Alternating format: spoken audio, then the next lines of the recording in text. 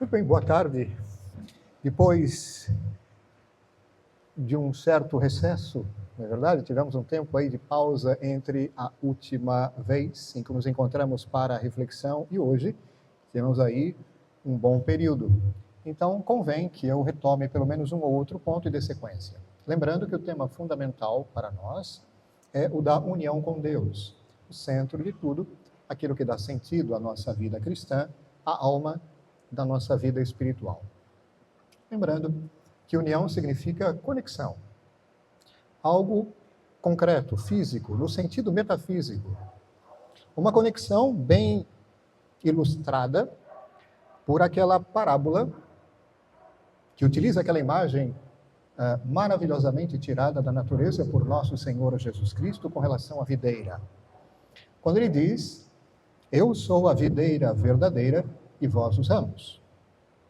Permanecei em mim e eu permanecerei em vós. Quem permanece em mim, este produz frutos. Os frutos que o Pai espera de todos nós.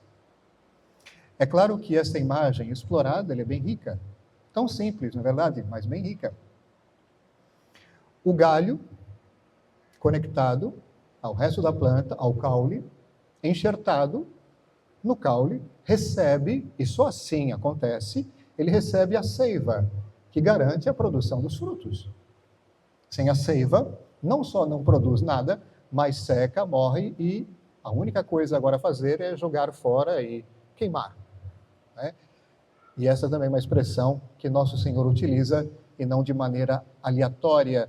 Tem todo um sentido por trás disso, e nós sabemos muito bem. Ou seja, esta conexão vital com Deus, ela é fundamental, e dela depende a nossa salvação. E, portanto, santificação. Disso nós falávamos da última vez, também na última vez. Então, conexão vital, conexão tão concreta a ponto de, através dela, participarmos efetivamente da natureza divina, como diz o apóstolo São Pedro numa de suas cartas. Participantes da natureza divina. Ora, só podemos participar efetivamente daquilo que Deus é e tem, natureza, vida de Deus, se nós estivermos conectados a Ele. Nós nele e Ele em nós. Isto é a vida de união. É claro que essa vida de união conhece graus bem diversos de desenvolvimento. O grau fundamental, o mais humilde, o básico, é o da pura e simples recepção da graça santificante, por exemplo, no batismo. Tudo começa ali. A pessoa é feita ramo desta videira ali. E ela é enxertada nesta videira ali, pelo santo batismo. Então a nossa vida de união com Deus começa ali.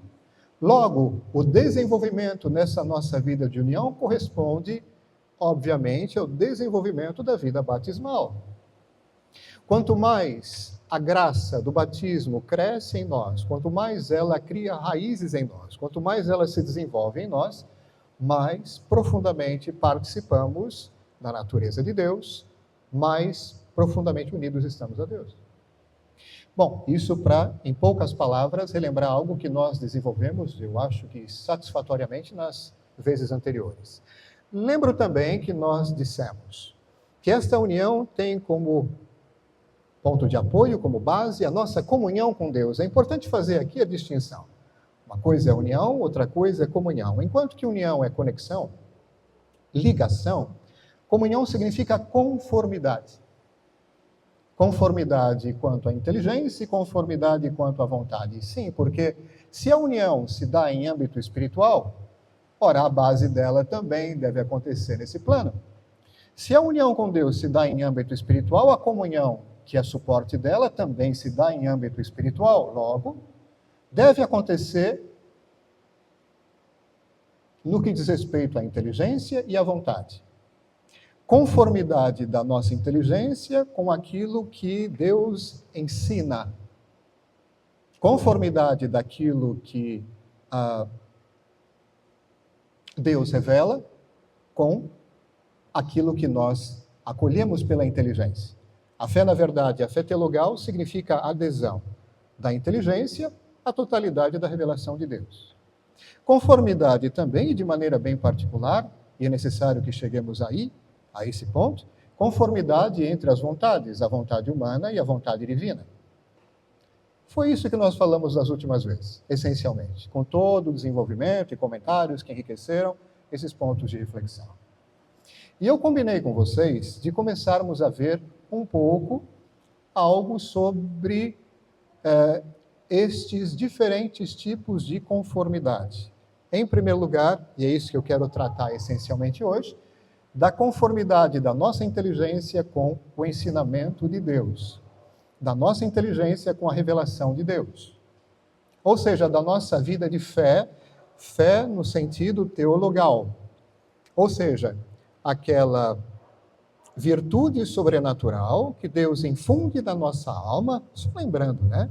E que permite a cada um de nós dar total, incondicional e irrevogável adesão a toda a revelação, a todas e cada uma das verdades reveladas por Deus e propostas a crer como tais pela Igreja que recebe de Deus plena autoridade para transmiti-las, a Igreja de Cristo, a Igreja Católica. Já estou introduzindo aqui algo sobre a reflexão que teremos mais para frente quanto ao magistério. Mas ainda falando sobre esta adesão, muito bem, nós então somos convidados e temos de Deus, da parte de Deus, a graça para vivermos esta conformidade, esta adesão da inteligência àquilo que Deus revela. Mas onde é que está isso? Onde é que está a revelação de Deus? Quem é que pode garantir o que Deus disse? Eu lembro de ter acompanhado alguma polêmica que é mais assim, encontradiça no hemisfério norte, nos Estados Unidos, e na Europa atualmente, entre a suposta revelação de Maomé, e a revelação cristã. Claro está que há oposições, contradições. Por exemplo, se as pessoas dizem, não, a revelação de Deus é aquela deixada por Maomé, entendem? Como fundador daquela expressão religiosa, então temos um problema. Aquilo que, por exemplo, não está de acordo com o que ele revela, cai por terra. Por exemplo, ele disse que Jesus Cristo, embora tenha um grande respeito por Jesus, ele diz que não é Deus. Maomé diz também que não há uma trindade, um único Deus, mas não em 3 pessoas. E que Jesus, de novo, é um homem excepcional, mas não é Deus. Ora, e ele diz expressar de maneira oficial, de maneira certa, aquilo que Deus quer que ele diga. Revelação de Deus mesmo. Ora, temos um problema. Deus não pode negar-se a si mesmo, ele não pode contradizer-se. O problema é que o próprio Filho de Deus, e não um homem que se apresenta como profeta assim por conta dele, o próprio Filho de Deus disse a sua divindade. E o próprio Filho de Deus disse a Trindade. Com toda a autoridade infalível de Deus que revela ele mesmo diretamente.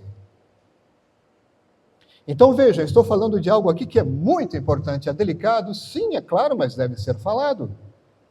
Tudo aquilo que se opõe a essa revelação certa e clara do próprio Deus, do próprio Filho de Deus, com relação à sua divindade, com relação à Trindade, tudo que se opõe frontalmente, ostensivamente, cai por terra. Então a pretensa revelação de que Jesus, sim, é um grande homem, mas não é Deus, a negação da sua divindade não é verdade que vem de Deus. E ela se opõe à verdade que vem de Deus. Mas por que está dizendo isso? Para criar confusão, Monsenhor? Não. Para lembrar, nesses tempos tão difíceis de relativismo, que nem tudo é verdade. Como muitas vezes as pessoas dizem, tanto faz. Verdade? Cada um tem a sua. Depende, é relativo. Não. A verdade, ela é objetiva ou então não é. A verdade é algo objetivo. Independe do teu gosto da vontade de que seja diferente, assim ou assado. A verdade, ela é o que é, independentemente até mesmo de você existir. Ela já é desde toda a eternidade, antes de você ser criado ou criada. Entende? Então, sim, é do nosso interesse, nesse tempo de tanta confusão filosófica, doutrinal, cultural, que a gente tenha bem as ideias no lugar, sem criar confusão no sentido, não é, desculpem, vou colocar bem entre aspas, eu quero utilizar uma expressão que não é discurso de ódio. Entende o que eu quero dizer? Não, ao contrário, dizer a verdade, com caridade, buscando que todos se beneficiem com ela, é discurso de amor, o mais elevado que tem. Não é? Então, se alguém se engana com relação à divindade de Jesus, e eu sei que não é assim, e eu digo que eu o amo porque eu o amo. Então, se eu tiver ocasião, com todo respeito, da maneira mais adequada, mais delicada, por caridade, por grande amor e amor autêntico, eu, tendo uma brecha, vou dizer, me desculpe, tem algo muito bom para te dizer. Uma grande novidade. Algo maravilhoso que está faltando na sua vida. Pode crer. Veja que não tem nada de algo, como temem tantos, algo agressivo, muito pelo contrário, incisivo, buscando o bem na verdade, e lembrando que o bem só se encontra do lado da verdade. Então, vamos lá, onde é que nós encontramos essa revelação de Deus de maneira certa? Ora, através daqueles que foram escolhidos, certamente, para transmitir esta revelação. E quem é que nos dá, por exemplo, essa segurança? A igreja, ela nos lembra, a igreja tem autoridade para dizer sim, de fato, vejam, a revelação que nos vem no Antigo Testamento. A revelação que nós temos aqui, muita gente diz, já entendi, monsenhor, então, claro, é a revelação, é a palavra de Deus, não é? Isso, é a palavra de Deus. Então é a Bíblia. É a Bíblia também.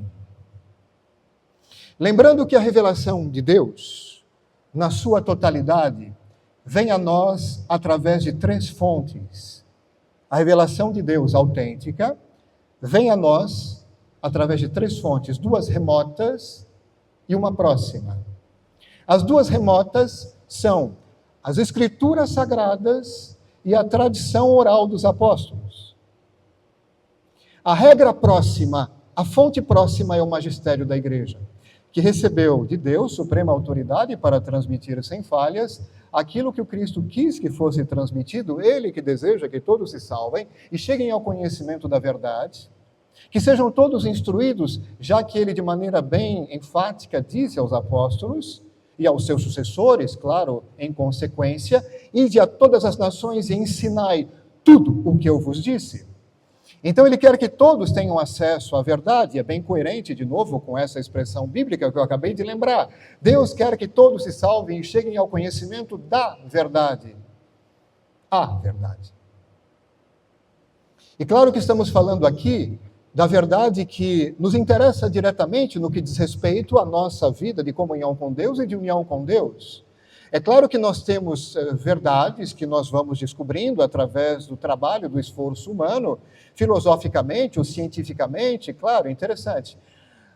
Naquilo que diz respeito ao nosso proveito espiritual, as verdades filosóficas talvez sejam mais úteis do que as científicas.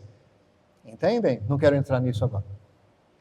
Não desprezando a importância das ciências e deixando para mais tarde a importância de mostrar a perfeita compatibilidade entre fé e razão, entre religião e ciência. Me lembro, por exemplo, de ter vivido algo na França. Vamos dizer a coisa às claras. Depois de uma missa de domingo, fora da igreja, era inverno, então um pouquinho de sol faz bem, todos ali conversavam em um momento de muita proximidade, e de repente uma senhora que frequentava trouxe a sua neta, uma neta que, enfim, encontrava-se já na universidade, Me apresentou, muito prazer, como vai, tudo bem? E ela então adiantou-se dizendo assim, muito prazer conhecer o senhor, é a primeira vez que eu venho e gostei muito das suas palavras. Eu falei, obrigado. Muito interessante, um discurso muito instrutivo, vírgula, pena, pena que são fábulas, não é? É uma reflexão baseada sobre fábulas, como sabemos. Essa parte eu devia ter dito para ela. Eu falei, olha, em primeiro lugar, se você quis ser educada, cortês, você foi o contrário disso. Já por uma questão de etiqueta, você nunca diria isso para alguém. Mas vamos lá, eu disse para ela, por quê? Porque nós sabemos que essas coisas e tal. Por quê? Prova. Prova que são fábulas. Não, mas aqui. Não. Vamos lá. Já que você está indo para o campo da razão e da ciência, prova. Eu quero prova. É o mesmo, por exemplo, de pessoas que dizem assim, eu sou ateu. Tá. Por quê? Porque você não pode provar que Deus existe. Claro que podemos. Existem as 5 vias que demonstram a existência de Deus, mas tudo bem. Aí digo, tá, mas você não pode provar que Deus não existe. Pode? Não. Eu quero que você me prove de maneira formal que Deus não existe. Vamos lá. Não estou nem falando da prova da existência de Deus. Prova para mim que ele não existe. Não saiu do lugar, porque não tem como provar. Você vai vir com uma série de elucubrações, vai dar uma volta enorme, mas a prova formal você não tem como provar. Falei, então, veja que o ateísmo é uma crença. Entre a sua crença e a minha, eu prefiro a minha, que é muito mais bem fundada, inclusive filosoficamente. E aí eu disse para ela assim, olha, eu não entreguei a minha vida por uma fábula de La Fontaine. Ela é da terra dela, La Fontaine, entendeu? Eu não entreguei a minha vida por uma fábula de La Fontaine. Então, veja, em primeiro lugar, muito respeito. É como se você estivesse dizendo que eu agi como um inconsequente, um tolo. Não, desculpa, você não teve a intenção, mas o efeito é esse. É como se você tivesse dito, porque você sabe que eu, como religioso e padre, entreguei a minha vida para transmitir isso com a minha vida. E você fala que são fábulas, então quer dizer que eu entreguei a minha vida por uma fábula de La Fontaine ou por historinhas de Walt Disney, é isso? Você me ofende assim. Não. A próxima vez que você abordar alguém nesses termos, saiba que você o está ofendendo. Entendeu? Mas a ciência. Falei, a ciência? O que tem a ciência? Lá vem, né? Porque a ciência, o que a ciência mostra? Um dia eu gostaria de abordar isso aqui também. A falácia de opor ciência à fé. Muitas pessoas aqui sabem do meu gosto pela ciência, em particular a física. Nunca encontrei, aliás, ao contrário, encontrei grandes cientistas do século XX, inclusive bem premiados, que tinham uma fé muito grande. Só para citar, mas isso fica para uma outra hora. E eu falei assim, olha, eu acho que você vai ter dificuldade em opor a ciência à fé. Porque, pelo visto, minha cara, você não conhece nem a fé, e eu suponho que o teu conhecimento científico seja muito frágil, a menos que você me prove o contrário, e por enquanto está faltando muito. E aí coloquei alguns elementos e tal, e eu vi, viu? Ela ficou meio assim desconcertada. Eu falei, poxa, bom, senhor Maurício, por que o senhor fez isso? Por amor. Porque chega, por exemplo, de pessoas, desculpem, hein? Ou de atitudes, melhor assim, de atitudes que fazem mal às pessoas e que se desfilam perante os nossos olhos, a gente não faz nada para ajudá-las. Entende? Deus não permita que eu seja omisso e que eu dê razões da minha fé e da minha esperança da maneira mais adequada, segundo a caridade e com precisão com relação ao conhecimento e às informações. Entende? Pois bem, mas então, vamos lá. Então, Sagrada Escritura, não é? Tradição apostólica e o magistério da igreja. A Sagrada Escritura é o quê? É exatamente aquilo que a Igreja Católica apresenta, o conjunto exato de todos os livros do Antigo e do Novo Testamento, sem tirar nada. E quando alguém tira, porque tira, está errado. Quem mandou tirar? Com que autoridade? Desculpem, é bem assim. Quem mandou tirar? Com que autoridade? Ah, não, porque a gente considerou que não é conveniente. Tá bom, e por que você aceita os outros ainda? Entende? Por que você acha que são só 4 evangelhos revelados verdadeiramente? Entende? Quer dizer, muita gente aí, arrogando-se o direito de decidir, de definir o cânon das Escrituras, enfim, a gente vai chegar a isso a um momento, ainda para lembrar coisas importantes para nós e trazer um pouco de instrução para quem nunca teve a ocasião de refletir sobre isso. Todas as Bíblias são iguais? De jeito nenhum. Por conta da ausência de certos livros, não é porque a nossa tem livros a mais, é porque outras têm livros a menos. E também tem um outro problema, que é o da tradução.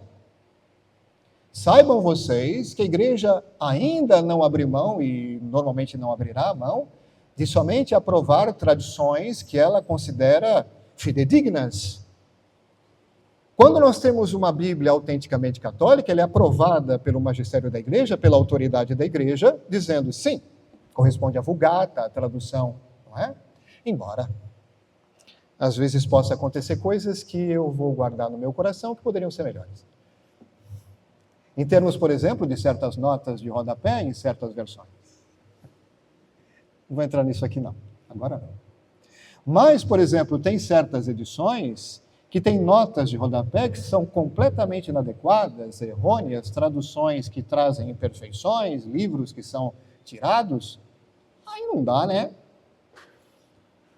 E como se não bastasse, as pessoas se arrogam o direito de interpretar da cabeça delas, por elas mesmas, esquecendo aquilo que, por exemplo, o apóstolo disse, Pedro, que nenhuma passagem da Escritura é passível de interpretação pessoal. Nenhuma passagem da Escritura é passível absolutamente de interpretação pessoal. Uma coisa é, por exemplo, eu ler as Escrituras e ter acesso ao significado imediato, porque quantas coisas nós lemos nas Escrituras e que são de imediata interpretação, mas outras são muito complexas. E se você não aplicar aquele princípio tão conhecido na exegese, que se chama analogia da fé, você vai errar feio. O que é analogia da fé? Falando já das Escrituras e da maneira própria de utilizá-la. Analogia da fé significa utilizar todos os elementos legítimos, instrumentos verdadeiros de interpretação das Escrituras. Um exemplo. Você tem um versículo bíblico, ou um trecho. Como interpretar bem? Eu li e me deu na ideia que, frágil. Principalmente se trata de uma passagem de uma certa complexidade. Você leu, sem ter mais elementos, pura leitura, pelo parco conhecimento que você tem, você então teve a ideia de que é por aí, e porque eu acho que é assim, tem que ser assim. Frágil. O que é a analogia da fé? Há elementos que explicam aquele versículo, por exemplo, na própria Bíblia. Já as Escrituras explicam, de uma certa forma, as Escrituras, até um certo ponto. Não é? Por exemplo, eu tenho um versículo aqui. É importante saber onde se encontra aquele versículo, em qual capítulo, e aquele capítulo em qual livro. E é muito importante saber que se eu tenho algo no Antigo Testamento, para interpretar bem, eu preciso levar em consideração a chave correta de leitura, por exemplo, das profecias messiânicas, que é o próprio Messias. E que é a revelação que me vem na economia do Novo Testamento. Como é que eu posso interpretar corretamente as profecias messiânicas sem saber quem é o Messias, sem saber exatamente quem ele é e para que ele veio? Ele carregou sobre si as nossas enfermidades.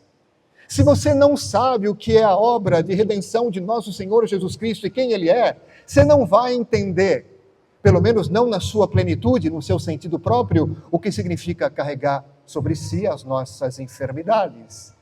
Estamos falando aqui essencialmente da enfermidade espiritual, que é o pecado. Embora nosso Senhor, Ele, enfim, veio para nos aliviar, Ele mostrou com as curas que operou, quanto bem Ele faz por nós.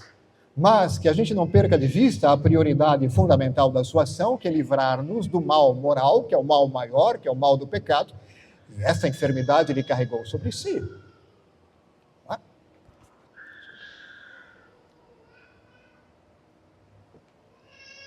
Então, vejam, estou falando ainda de analogia da fé, falando das Escrituras, começando a falar delas, começando a falar da importância delas, da sua integridade, da importância de respeitá-la e de saber bem utilizá-la, bem interpretá-la, nunca sozinho, nunca de maneira orgulhosa, achando que sozinho você vai conseguir alguma coisa, independentemente de quem tem autoridade para fazer isso de maneira certa, inerrante, sem mistura de erros, definitiva. Não é? Mas vou continuar. Então, quer dizer, o Antigo Testamento dá pistas para que eu entenda o Novo dá pistas para que eu entenda o Antigo, e principalmente nesse sentido. Não é? Mas, quando nós falamos de analogia da fé, no mundo da Reforma, no mundo protestante, tudo para por aí. Só a Bíblia somente. Grande erro. Porque a revelação não vem somente por esta forma escrita. A revelação não se dá somente por essa explicitação escrita. Essencialmente, é claro que sim, mas não vem só por aí. Isso não é opinião de uma escola teológica, isso não é invenção da Idade Média, isso é bíblico, inclusive, e depois voltamos a isso. Há verdades certamente reveladas que nos vêm também pela transmissão oral dos apóstolos, e estas informações ou verdades não foram explicitadas nas Escrituras. As Escrituras as contêm, porque ela contém tudo, de maneira inclusive implícita, mas explicitamente não. E nem esta a finalidade das Escrituras, ser um catálogo de todas as verdades apresentadas explicitamente. Isso fica bem claro para nós. Então, como é que eu vou fazer? Quais outros elementos eu posso utilizar para bem interpretar um versículo, uma passagem bíblica, além daquilo que eu já encontro nas Escrituras? Aquilo que me vem pela tradição apostólica. Se eu não utilizo as verdades reveladas que me vêm por essa transmissão oral, eu vou perder ferramentas importantíssimas que vão fazer toda a diferença na hora de interpretar corretamente algo. E, de fato, muito erro acontece numa interpretação que se limita à Bíblia somente. Isso está mais do que provado. Agora, tem mais. É claro que também, da mesma maneira que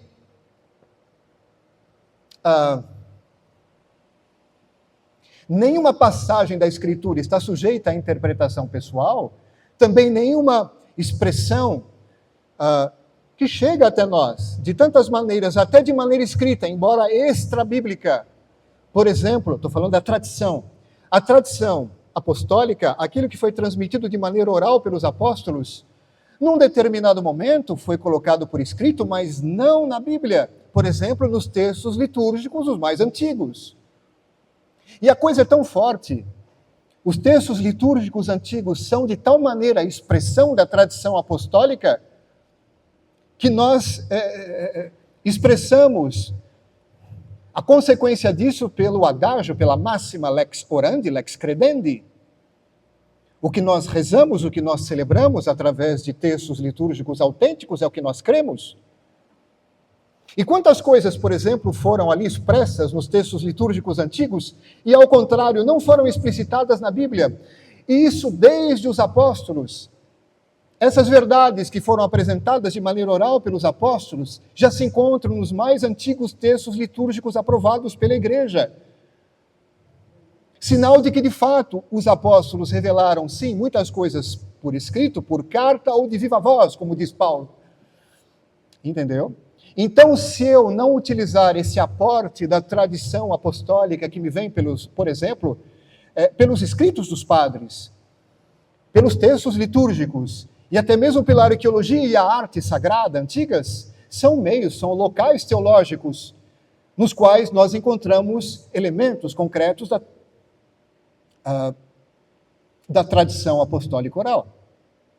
Só que da mesma maneira que nenhuma passagem da Escritura está sujeita à interpretação pessoal, também os textos dos padres, ou até mesmo certos textos antigos, não estão sujeitos à interpretação pessoal de um fiel isoladamente. Compete ao magistério da igreja, por exemplo, de maneira bem conhecida, através dos concílios, definir as coisas, dirimir controvérsias. E todos sabemos que, apesar de termos acesso à expressão dessas verdades através das Escrituras ou da tradição oral apostólica, houve controvérsias. E quem é que vai resolver esse problema? Quem tem autoridade para resolver? Desde o primeiro concílio da história da igreja, que é o concílio de Jerusalém. Os concílios sempre tiveram essa finalidade. Resolver controvérsias. O último concílio, o Concílio Vaticano II, ele se tornou uma exceção. Porque ele disse, não vamos entrar nisso. A nossa ideia, segundo o próprio Papa João XXIII, é de apresentar, olha o que ele disse, é de apresentar a mesma doutrina, mas de uma maneira adaptada aos homens de hoje. Nada muda. Não estamos aqui para definir nada. E claro, nada pode ser mudado. A mesmíssima doutrina, isso já diz muita coisa. A intenção é essa. Entende? Não vou entrar nisso agora. Não é? Mas veja, os concílios, Niceia, Constantinopla, ora, quem é que pode negar? Trento! Quantas definições dogmáticas, afirmações definitivas, infalíveis, Vaticano I com relação à própria infalibilidade do Papa. Estamos falando aqui dessa expressão máxima do exercício do magistério, sem falar do exercício do magistério papal ex cátedra. Quando, por exemplo, ultimamente foi definido o dogma da Imaculada Conceição e o dogma da Assunção de Nossa Senhora, não muito longe no tempo, em 1950, por Pio XII. Entende? Por mais que tenhamos acesso a tantas informações, podem surgir dúvidas e controvérsias, quem é que vai dirimir? Porque o ser humano é assim, confuso, instável, inseguro e precisa do aporte dessa firmeza, dessa solidez que vem da rocha, que é o próprio Deus. Entende? Que ele transmite certamente à sua igreja.